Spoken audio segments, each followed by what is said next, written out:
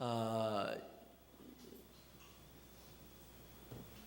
어제 그 효성그룹의 조성래 회장과 그리고 그 아들 삼형제가 수천억의 탈세 혐의로 압수수색을 당해서 모든 것을 다 가지고 갔습니다. 아마도 모르긴 몰라도 검찰에서 그냥 압수수색한 것이 아니라 어떤 그 확고한 증거를 찾고 압수수색을 했기 때문에 지금 검찰에서 그동안에 많은 그 회장들을 실형을 선고해서 구속된 상태로 있기 때문에 그쪽도 아마 벗어날 수는 없을 것 같다 하는 그런 생각을 가져요. 그러면 누가요? 회장인 아버지도 그 아들 세 아들도 그렇게 좀 좋은 상태는 아닌 것 같다. 어느 날 갑자기. 그래서 이것이 어디로까지 퍼질 것 같으냐면 MB 정권까지 깊이 연루가 되어서 아마 속속들이 한참 또 시끄러워질 것 같다라고 하는 그런 생각을 갖습니다.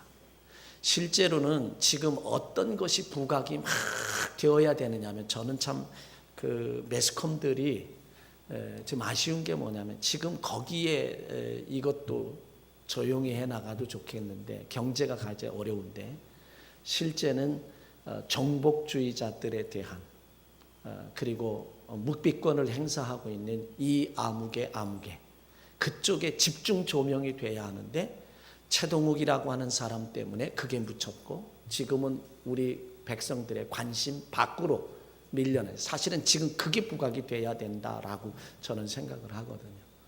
제가 이 효성그룹에 대한 이야기를 서두에 여러분들에게 꺼내는 것은 어느 날 갑자기라는 거죠. 인생이라고 하는 것은 불확실한 시대에 불확실한 삶을 살아가는 게 어느 하나도 보장되지 않고 불확실하게 살아가는 게 우리의 인생들이라는 거예요.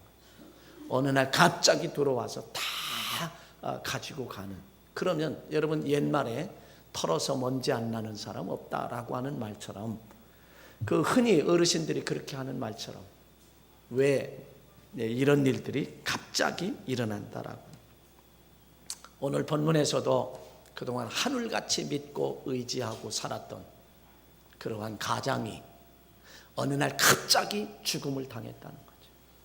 어느 날 갑자기 죽음을 당하니까 이 불행한 죽음으로 불행을 당한 이 가정이 그 불행을 극복하고 행복한 삶을 찾아가는 과정을 소개해 주고 있는 것이 오늘의 본문의 말씀입니다.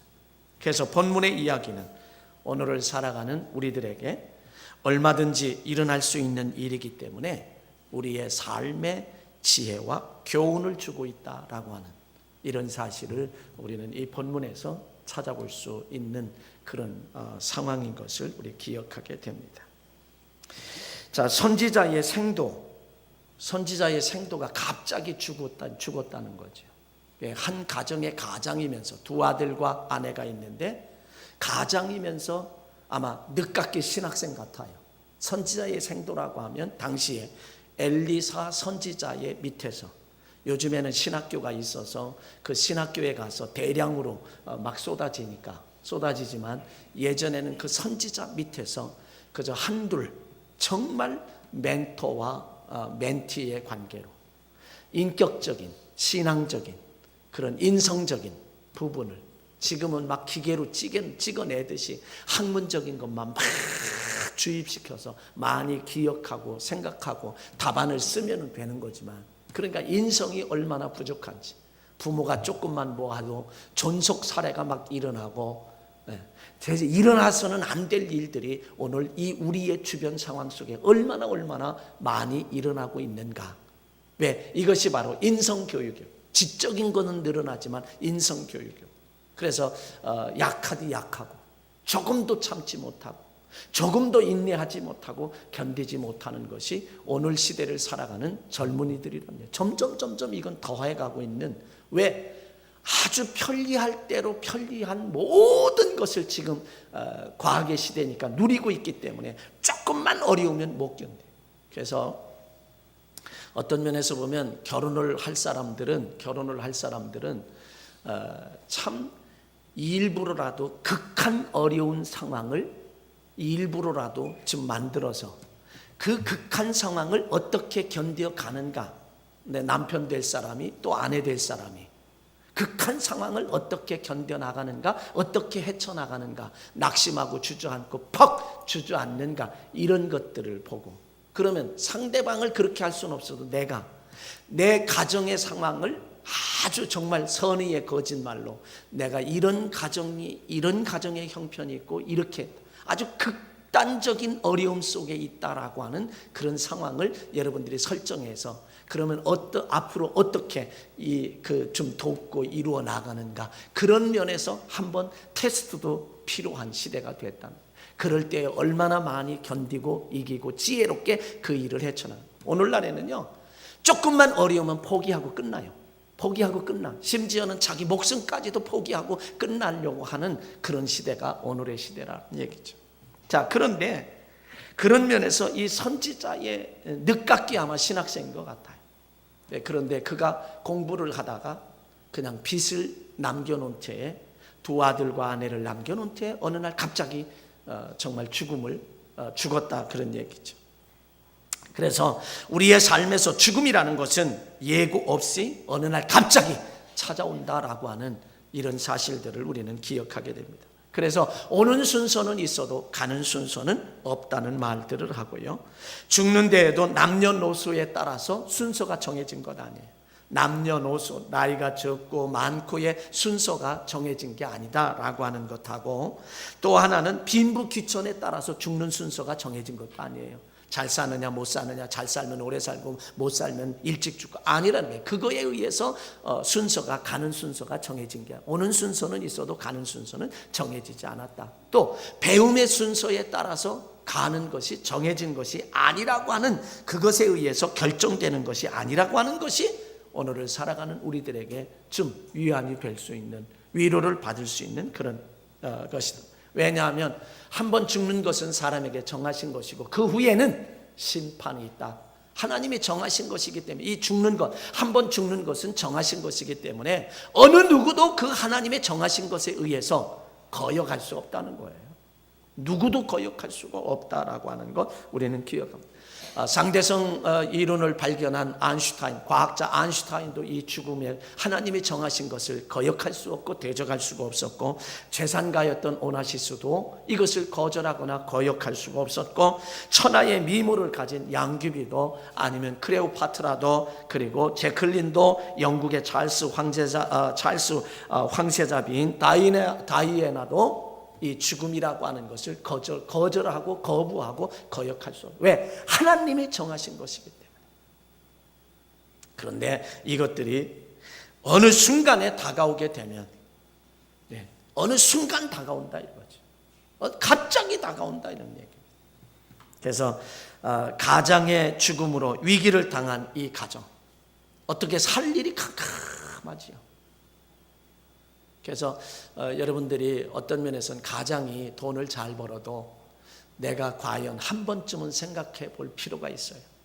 그래, 가장이 갑자기 어떻게, 그런 일은 없겠지만 그렇다라고 하면 나는 어떻게 살아갈까? 한 번쯤 정도는 생각을 하고 내가 어떻게 살아갈 것인가에 대해서, 그리고 나도 뭔가를 넉넉하고 풍성하고 죽을 때까지 먹고 입고 살 수 있는 것이 있다 할지라도 한 번쯤은 나도 뭔가를 할 수 있는, 그래서 머리도 쓰고 뭔가 그걸 아주 그냥 정말 뼈 빠지게 하는 것은 아니지만 해볼 수 있는, 그럴 때에 우리 치매도 안 걸리고, 그럴 때에 오히려 움직이니까 건강하기도 하고 모든 면에서 좋다 이거죠. 그런 면에서 한 번 정도는 좀 생각해 볼 필요성이 있다는 겁니다. 그래서 이 가장의 죽음으로 한 가정이 갑작스럽게 위기가 찾아왔죠. 이 가정에 위기가 찾아왔어요. 정말 가장을 잃은 슬픔도 크지만 빚이 많다는 겁니다. 그래서 그 빚 때문에 두 아들이 노예로 종으로 팔려가야 하는 그런 더욱 큰 아픔과 위기라는 거죠. 해결 방법이 없습니다. 이 남겨진 이 아내로서는 해결 방법이 없습니다. 한가닥에 희망도 없는 그런 답답한 노릇이며 한숨만 절로 나오는 기가 막힌 현실입니다.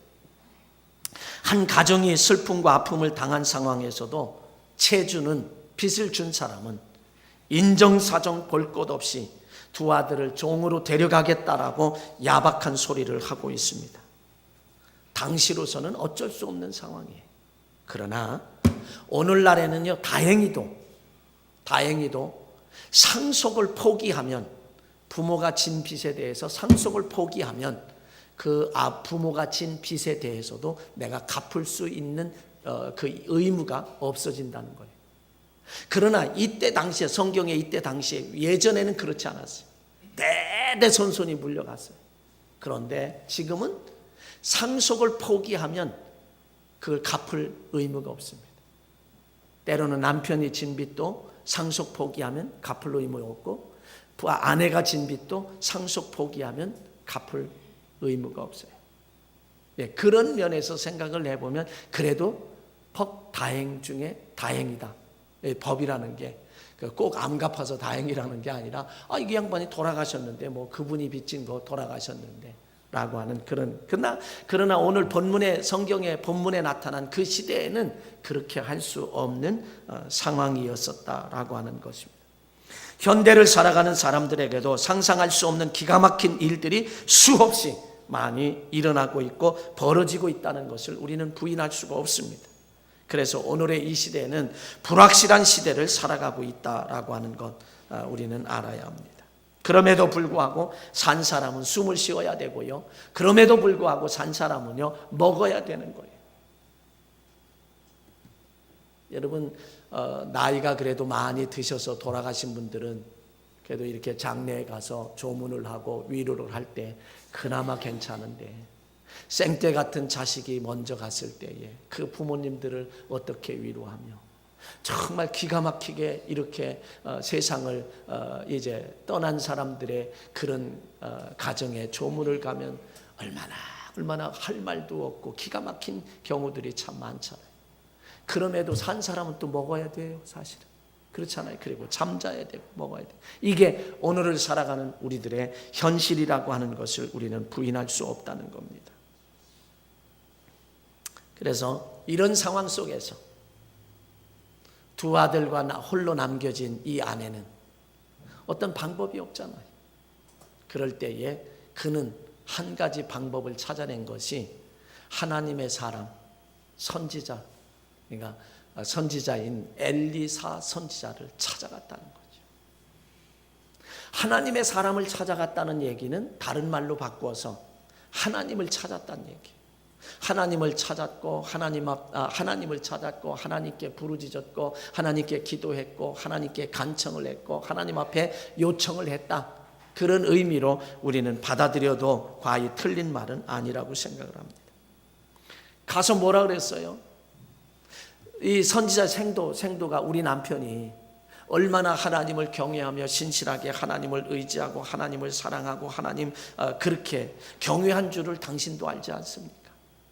그런데 갑자기 죽었는데 빚을 남겨놓고 채주가 와서 두 아들을 빚으로 노예로 데리고 간다고 합니다. 그러면서 그 이야기를 했어요. 그랬더니 이 엘리사 선지자가 뭐라고 얘기를 했냐면 그 아내에게 내가 너를 위하여 어떻게 하랴? 내가 너를 위해서 어떻게 도움을 요청하고 간청하니까 내가 너를 위해서 어떻게 해주면 좋겠냐? 딴 거 없지요. 빚만 갚아주면 두 아들이 종으로 안 가는 거지. 빚 갚아주세요. 이렇게 이야기할 수도 있는데 내가 어떻게 해주랴? 그리고 다시 이어서 하는 말이 내 집에 있는 것이 무엇이냐? 내 집에 있는 것이 무엇이냐고 그 선지자의 생도의 아내에게 묻습니다. 그랬더니 내 집에는 기름 한 병이 있습니다. 아무리 없는 것 같아도 기름 한 병이 있다. 기름 한 병이 있다고 이야기하니까 이 선지자가 뭐라고 얘기하냐면 아들과 더불어 동네에 다니면서 빈 그릇들을 빌려라. 빌리는데 적게 빌리지 말고 많이 빌리라. 그러니까 다 그릇을 빌렸어요.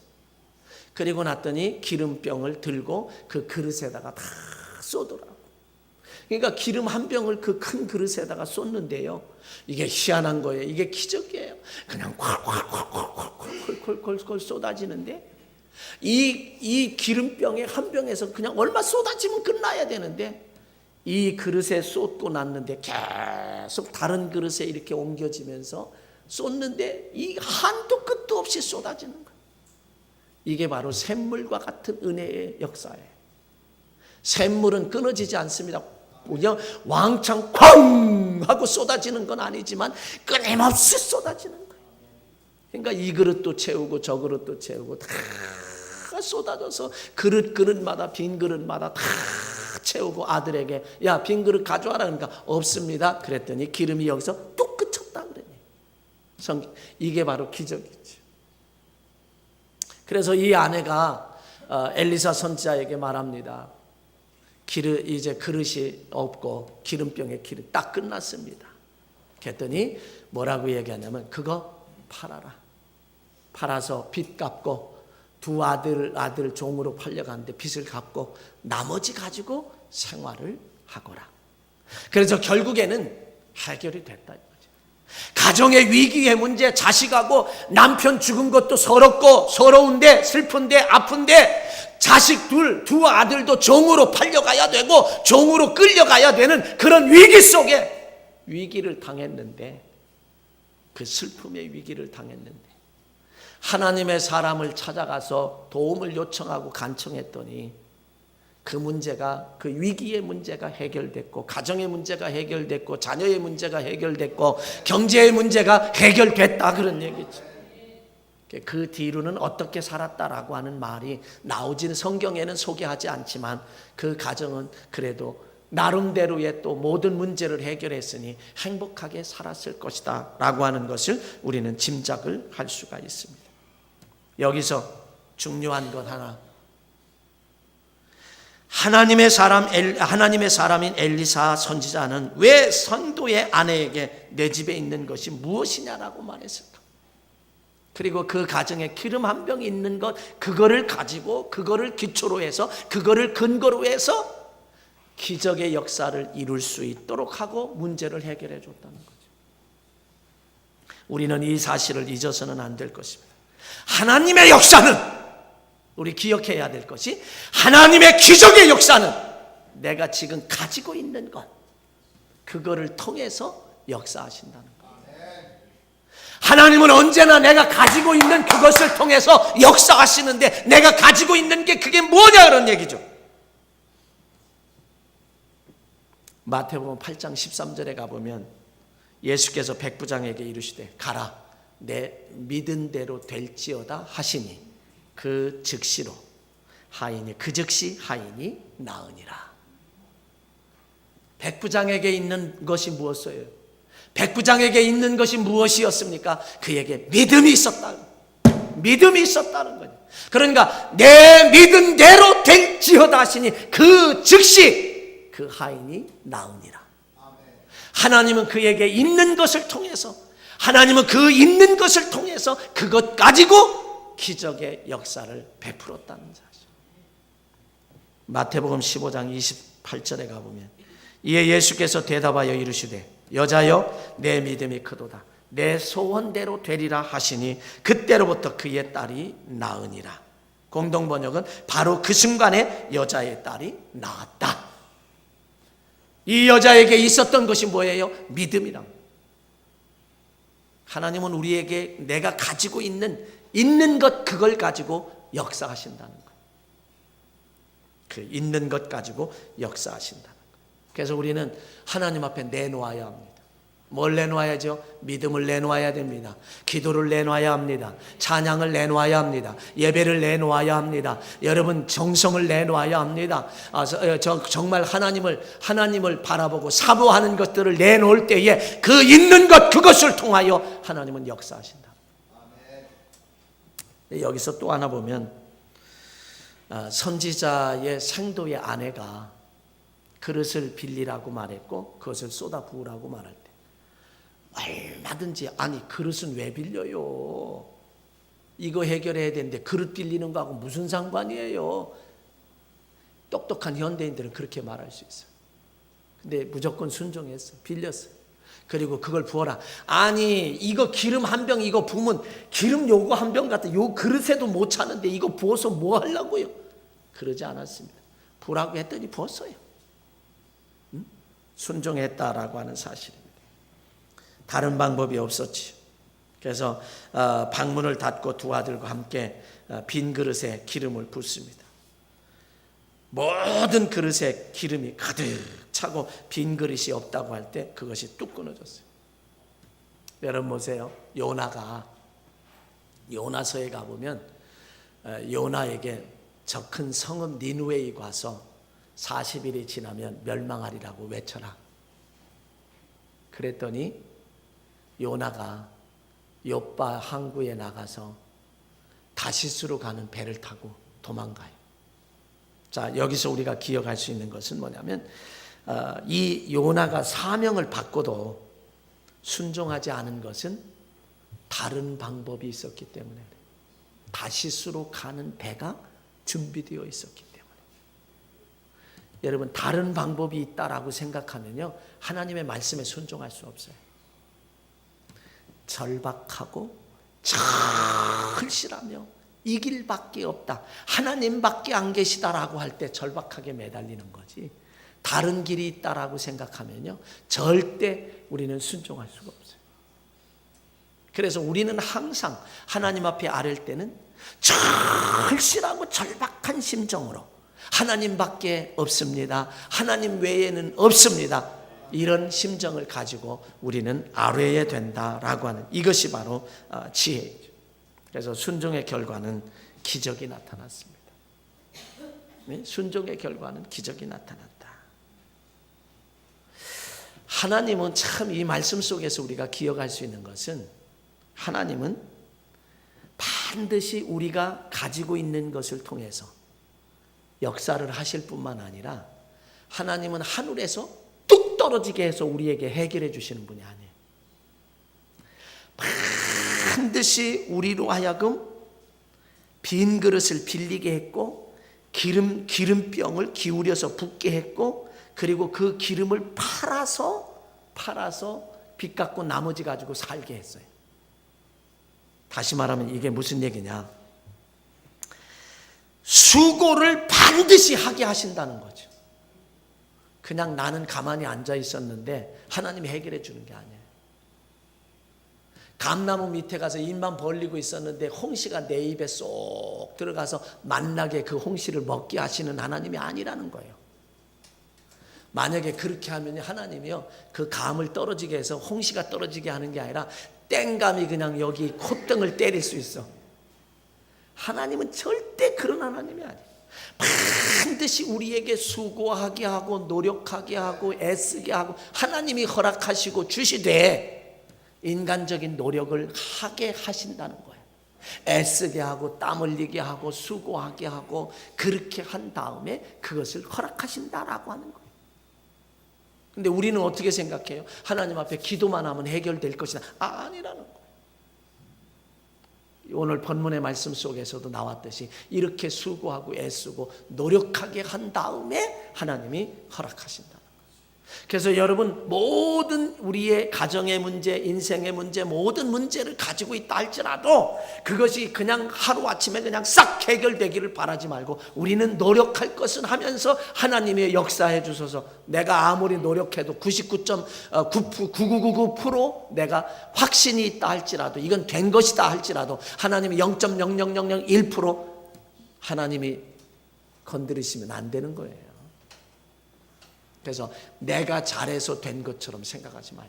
모든 것은 하나님이 하셨고 모든 것은 하나님의 은혜라고 하는 사실을 우리는 언제나 기억해야 할 줄로 믿습니다.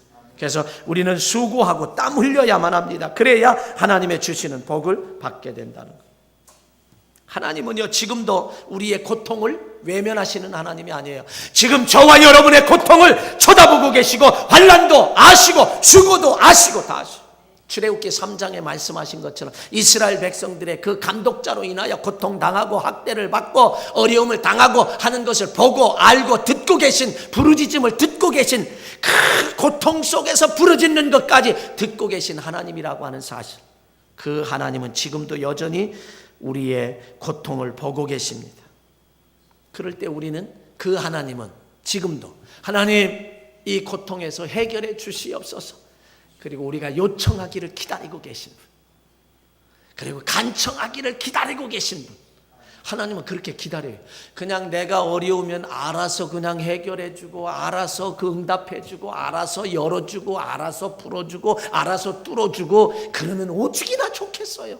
근데 하나님은 절대 그렇잖아요. 내가 하나님 하고 부르짖고 요청하고 간청하고 기도하며 부르짖을 때에 개입하셔서 그 문제를 해결해 주신다. 그게 성경의 이야기. 야고보서 1장 5절에 가보면 이렇게 말합니다. 너희 중에 누구든지 지혜가 부족하거든 모든 사람에게 후히 주시고 꾸짖지 아니하시는 하나님께 구하라. 그리하면 주시리라. 여러분, 후히 주시는 하나님, 꾸짖지 아니하시는 하나님, 그 하나님께 구하라. 구하라. 그리하면 주시리라. 분명히 말씀하세요. 그러니까 하나님은 지금도 우리가 간청하길 원하셔요. 우리가 기도하길 원하시고 부르짖길 원하시고 도움을 요청하기를 원하시는 그런 하나님이라는 사실을 여러분 기억해야 된다는 거예요. 그래서 뭐라고요? 마태복음 7장 7절에 가면 구하라 그러면 주실 것이요. 그 다음에 시편 50편 15절에 환난 날에 나를 부르라. 그리하면 내가 너를 건지리라. 그 다음에 마태복음 18장 19절로 20절에 가보면 저는 이걸 항상 거꾸로 하잖아요. 20절 먼저 하잖아요. 두세 사람이 내 이름으로 모인 곳에 나도 그들 중에 있느니라. 진실로 다시 너희에게 이르노니 너희 중에 두 사람이 땅에서 합심하여 무엇이든지 구하면 하늘에 계신 내 아버지께서 그들을 위하여 이루게 하시리라. 그 다음에 에레미야서 33장 3절 너는 내게 부르짖으라 내가 내게 응답하겠고 내가 알지 못하는 크고 은밀한 일을 내게 보이리라. 로마서 8장 28절 우리가 알거니와 하나님을 사랑하는 자 그 뜻대로 부르심을 입은 자들에게는 모든 것이 합력하여 선을 이루리라. 항상 하나님 지금 제가 들어준 이 늘 기도하는 내용이잖아요. 이 말씀들이. 근데 하나님 여기서 핵심이 뭐냐? 구하라는 거예요. 찾으라는 거예요. 도움을 요청하라는 거예요. 그럴 때 다 주신다는 거예요. 지금 하나님은요, 여러분이 간구하길 기다리세요. 간청하기를 기다리세요. 요청하기를 기다리고 요구하기를 기다리신다. 그래서 하나님은 원하시는, 정말 하나님께서는 그냥 주시는 분이 아니에요. 반드시 내 집에 있는 게 뭐냐, 너에게 있는 것 반드시 요구하세요. 요청하신다. 가만히 보면은요, 사렙다 과부도 보면은 마지막 음식을 요청해요. 3년 6개월 동안 비가 안 와서 이 과부가, 사르밧 과부가 마지막 음식을 먹고 나뭇가지 두엇을 주어서 마지막 음식을 먹고 죽을 날을 기다려야 되는데 그 나뭇가지를 줍고 있는 그 순간에 엘리야 선지자가 그에게 와서 나에게 물 한 대접 다오. 사실 3년 6개월 동안 비 안 왔는데 물도 귀하죠. 물 한 대접 갖다 줬는데 나를 돌아갈 때 나를 위하여 떡 한 덩이를 다오. 여호와의 사심을 가리켜 맹세하는데 나에겐 떡이 없나이다. 나에겐 가루 한 움큼과 집에 기름병 조금 있는 기름병에 기름이 조금 있는데 이 나뭇가지를 주어서 마지막 음식을 먹고 해먹고 아들과 해먹고 죽을 날 기다려야 됩니다. 죽을 날 기다린다는 얘기는 성경에 없어요. 네, 의역이지. 기다려야 됩니다. 그러니까 나를 위해서 먼저 나를 위해서 떡을 만들어 오라고. 아니 이거 떡 먼저 주고 그 다음에 먹을 게 없는데 뭘 먼저 가져갔어요. 대접했더니 그 후로 그 가루에 가루 한 움큼, 기름병에 기름 조금, 마지막 것을 하나님의 사람인 엘리야 선지자에게 내놓았을 때 그 가정에 기름병에 기름이 떨어지지 아니하고 가루통에 가루가 없어지지 아니하는 기적의 역사가 나타났다는 거예요. 그래서 하나님은 있는 것 가지고 역사하시고 순종하는 자에게 역사하시고 반드시 우리에게 수고하게 하신다는 거예요. 그래서 그것을 해결해 주시는데 중요한 건 뭐냐? 우리에게 요청하기를 하나님 도와주세요 하고 그 말하기를 기다리시는 하나님. 여러분 그 하나님 앞에 여러분 기도해야 합니다. 간청해야 되고 요청할 때 그리고 말씀하시는 것에 순종하면 가정의 문제, 경제의 문제, 자식의 문제 모두가 다 해결될 줄로 믿습니다. 저는 여러분들에게 말씀드렸는데 한 몇 년 전인가 한 30여 년 전, 8, 9년 전 우리 친구 목사의 딸인데 김에스더라고 하는 딸이 있습니다. 지금은 30살이 넘었을 텐데 지금 미국 휴스턴에서 목회를 하고 있습니다. 그 딸이 저도 가까운 친구니까 봤지요.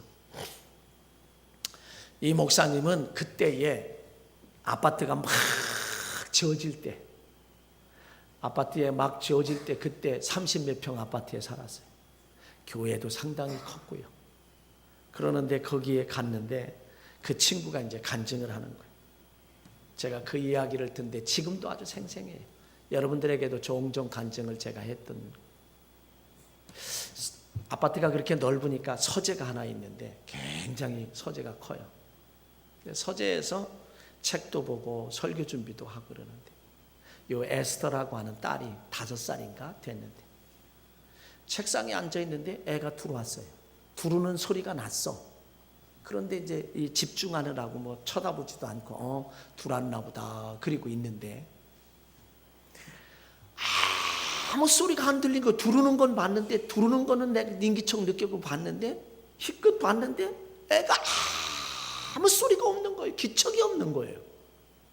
그래서 이렇게 내려다보니까 아이가요 바늘에다가 바늘에 실을 꿰우는 거예요. 이렇게 실을 꿰는데 사람이 눈이 보배라고 엄마들이 하는 거 봤지, 할머니들이 하는 거 봤죠.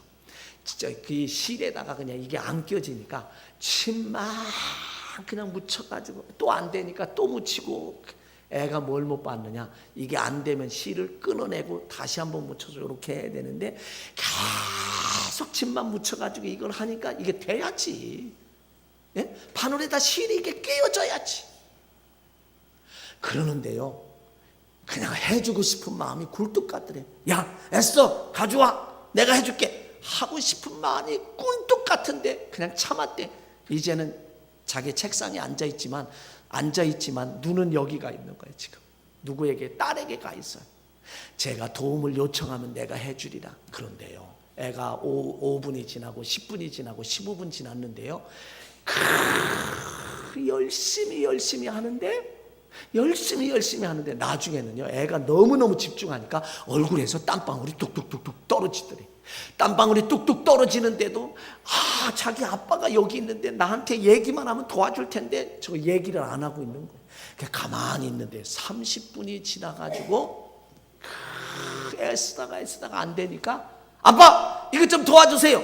오냐? 알았다. 그리고 얼른 뺏어서 그걸 딱 자르고 침 한 번 묻혀서 딱 껴서 주니까 아빠 고마워요. 그리고 나가더래. 여러분 보세요.